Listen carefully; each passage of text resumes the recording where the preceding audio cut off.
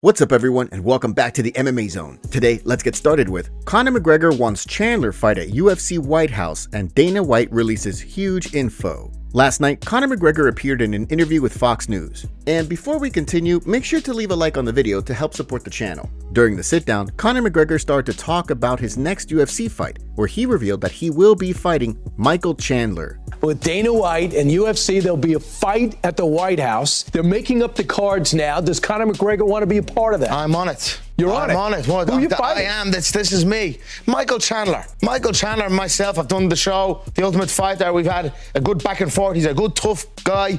And, you know, the Mac is excited to get back for sure. As we're on the topic of UFC White House, yesterday, Dana White revealed some more details on the event and even included pictures. Here are the renderings of how the event will look like in front of the White House. In our personal opinion, these look absolutely beautiful. The octagon in front of the White House is going to look so good. Then Dana White went on Fox News as well and discussed some new details about the pictures we showcased. And my vision for this thing is we have this big arch, as you can see, with the lighting grid, because what I want is the White House on the back. And then when the fight goes around to the other side, you'll see the Washington Monument. We're literally going to take over Washington, D.C. that week. We're going to do the weigh-ins there. We're going to have fan events. At the Lincoln Memorial.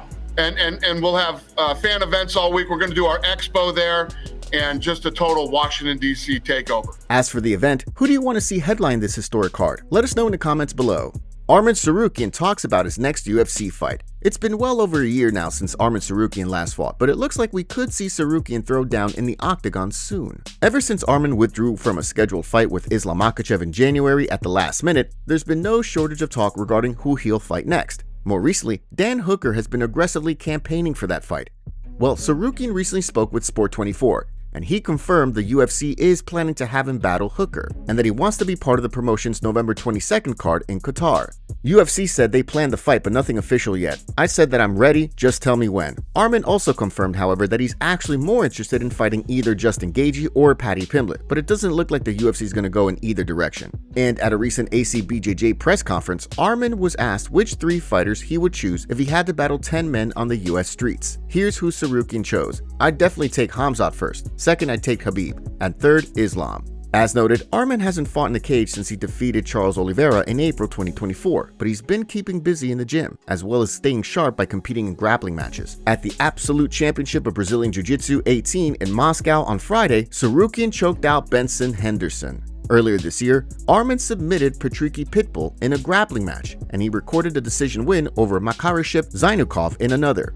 Tom Aspinall predicts Alexander Volkov versus Jailton Almeida. Tom Aspinall has to get by Ciryl Gane first, but if and when that happens, he expects to throw hands with Alexander Volkov next. Aspinall is booked to defend his heavyweight title against Gane at UFC 321 on October 25. That same night, Volkov is booked to battle Jailton Almeida in another pivotal fight in the heavyweight division. More recently, Aspinall spoke with Bloody Elbow. When asked about whether he thinks that Volkov-Almeida will determine the #1 contender, Aspinall said this: "That's how I see it. I think that's pretty obvious. I actually thought that Volkov won the fight against Gane, to be honest. I think Volkov is in really good form right now. I do think Almeida is good. I've not seen enough of Almeida's game to say how good he actually is. At this point, it's hard to say, but I would favor Volkov in that one." So there's a couple of interesting things to look at here. One, Aspinall isn't the only person who's argued that Volkov should have had his hand raised last December when he lost via split decision to Gane. Second, while there's no question that the winner of the Volkov-Almeida fight will be in serious running for a title shot, you gotta wonder if maybe that John Jones could change all that.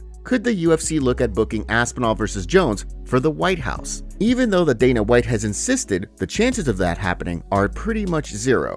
UFC updates. Okay, now let's take a look at some UFC and fight updates. Recently, Marcel Dorff reported that Waldo Cortez Acosta and Ante Ilia are going to battle on November 1st in the Fight Night card in Vegas, but he proceeded to follow up and note that the bout will not headline the card, as initially reported. A featherweight fight between Steve Garcia and David Onama will. Garcia is coming off a decision victory over Calvin Kattar in July and has won 6 straight fights. Onama, meanwhile, recorded a decision win over Giga Chikadze in April, and he's got 4 in a row right now. And as for the heavyweights, Acosta lost via decision to Sergey Pavlovich last month, which snapped his 5-fight win streak. Ilia is coming off a memorable octagon debut as he took out Marcin Tybura at UFC Paris. The heavyweight is 4-1 in his last 5, and it's been announced that the 3rd season of Netflix's Physical 100 titled Physical Asia, will feature Robert Whittaker as well as Manny Pacquiao. Whittaker will be representing Team Australia, and Pacquiao will be part of the Philippines team.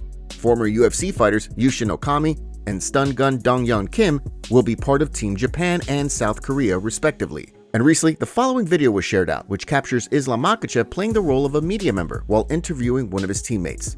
Following Darren Till's vicious knockout of Luke Rockhold at the most recent Misfits event, he's now answering questions about fighting Andrew Tate. But as Till recently said while appearing on Demetrius Johnson's YouTube channel, he doesn't see the fight happening. Andrew Tate didn't have a bad kickboxing career. He was okay. He didn't get to the highest level, stuff like that. But the guy can fight, and he's a big dude.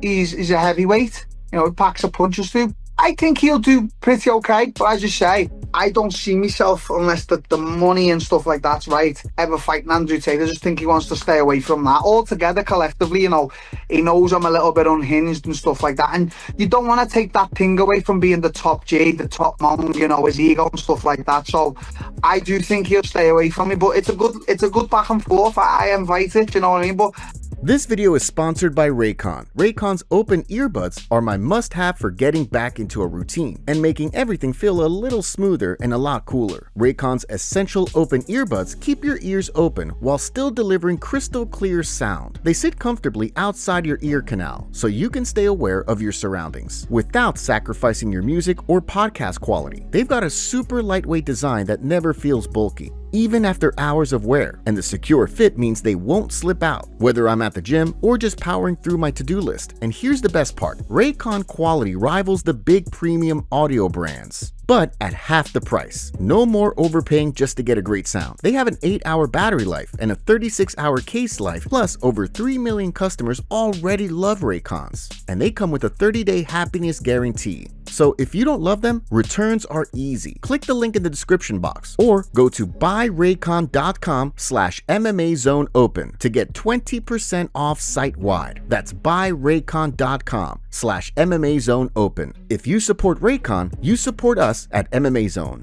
Rampage Jackson reacts to Raja Jackson getting arrested. Raja Jackson has finally been arrested for the disturbing incident which saw him hospitalize Stuart Smith at a Knox Pro Wrestling event, and his dad, Rampage, has responded. Serious bodily injury due to what went down. Smith was hospitalized for multiple days, but has since been released. Rampage went live on Kick following his son's arrest and proceeded to report he's doing okay, all things considered. Here was some of what Jackson had to say. They're idiots because actually pick this up. Them motherfuckers deserve to go to jail. I agree with them. They're idiots. They're trying to paint their own narrative like I'm something that they think I would be, something how they would be. Yeah, people twist your words. There's a lot of misinformation out there. I'm over this. I'm over this. If they would have had an arrest warrant for him earlier, I would have turned this in. I know this my boy. I love him, but you're wrong. You're wrong. And I ain't talking about this no more. So I got no control over none of this. But my life goes on. I'm not in danger of going to jail. I ain't do wrong. All I'm gonna say, chat. Life goes on. Let's try to be positive, but let's normalize keeping your hands to yourself. Everybody in the world, keep your hands to yourself, and we won't have any problems like this. Let's normalize that.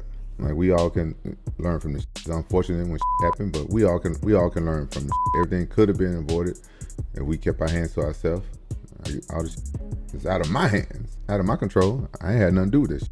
Let's move on. Coach says Merab can be this generation's Georges St-Pierre. Merab Dvalishvili has a ways to go yet before he matches the title defense numbers that Georges St-Pierre recorded. But according to one of Merab's coaches, the bantamweight champion has the potential to match GSP and his GOAT contender status. Since Dvalishvili won the bantamweight title last September by defeating Sean O'Malley, he's defended the belt twice. In January, Merab recorded a decision win over Umar Nurmagomedov, and in the rematch with O'Malley in June, he submitted his former rival. Well, recently, the champion's coach, John Wood, spoke with Inside Fighting. While discussing Merab and his progression as a fighter, Wood said this: "He's got so much as dominant champion, he's got so much room to grow, and he's getting so much better every week, every camp. It blows me away to where I'm like, man, I don't know where the limit is. I don't know where the ceiling ends, because I think he can go on a run that breaks all the records. I think that's what we're trying to focus on right now. Like, hey, we're not talking about moving up, we're not talking about super fights. Let's just stay focused on beating the next guy and maintaining your championship status, and maybe maintaining that GOAT status overall, becoming the best. I think he can be this generation's GSP." Due to Merab's impressive run, there's no question his stock is at an all-time high.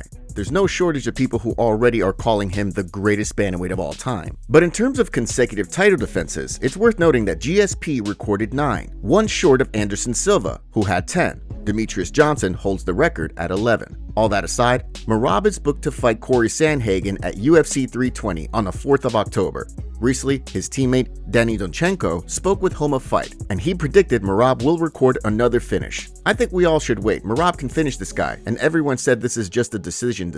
No, I think, and I'm pretty sure he will finish Corey. Corey's a good, unorthodox striker and a grappler too, but Merab is another beast. Mentally, he is so tough. I don't know what can happen to break Merab in his mind. He's so mentally strong. Ilia Topuria receives warning for call-out.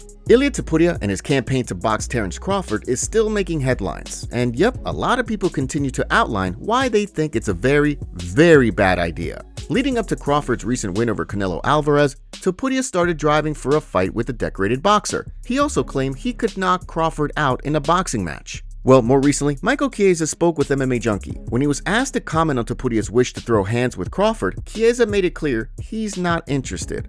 Absolutely not. We lost Conor McGregor after the Floyd-Mayweather fight. That's not the goal with Zuffa boxing. Essentially, that would be if we pulled Topuria up into that space, that would mean that that's part of their MO. Look, anything could happen. Floyd is different from Crawford in the sense that I'm not saying Crawford doesn't know how to promote a fight, but Floyd was a master at that. Chiesa also said this: he was good at taking jabs, poking fun, kind of selling his brand a little bit. Bud sells his brand because he can downright fight. He's just damn good, and Floyd was as well, and Ilia's not a Conor. That was such a one-of-one type of thing. That was peak Conor McGregor trash talk. That was the ultimate. That was so much fun. And I'm not saying Topuria is not fun, he just doesn't have that sharp tongue like Conor had. To make that fight happen, it takes two fighters from two different worlds that are saying the things that gets everybody's attention. At the end of the day, it really seems like the chances of this fight happening are slim to none. Crawford's even said he's not even sure if he'll box again, and he hasn't signaled an interest in fighting Topuria. Breaking: Rafael Fiziev pulls out of Charles Oliveira fight at UFC Rio. Last night, we got some unfortunate news. It was reported by AG Fight that Rafael Fiziev is pulling out of the main event for UFC Rio against Charles Oliveira. As of right now, it was reported that it was due to an injury, but nothing else was reported. After the news came out, Mateusz Gamrot offered to step in by writing the following on X: "I'm ready and hungry to jump in. Come on UFC, MMA Junkie." Hanata Moicano reacted with eyes emojis. Even Gilbert Burns reacted to the news, writing, "That would be a banger, get better." As the news came out, the MMA community found a clip of Benoit Saint-Denis saying he was ready to step in for this fight if anyone gets injured. He said the following during an interview with Ariel Helwani: "And I will accept any opportunities the UFC is giving me to fight somebody inside this top 10. And as soon as possible, I get that opportunity, I'm ready to step up. And I'm even looking at Fiziev and Oliveira. So if somebody gets injured, I do really believe I'm back to the version I want to fight as much and win as much as possible. And I'm looking for opportunities. Let's see what the UFC is going to offer me." Very unfortunate news, but let's hope that the UFC can pull through and put together a good fight for Oliveira. We have a favor to ask. Help us reach 200,000 subscribers on MMA Zone by subscribing and turning on notifications for daily MMA content. Seriously, we rarely miss a day.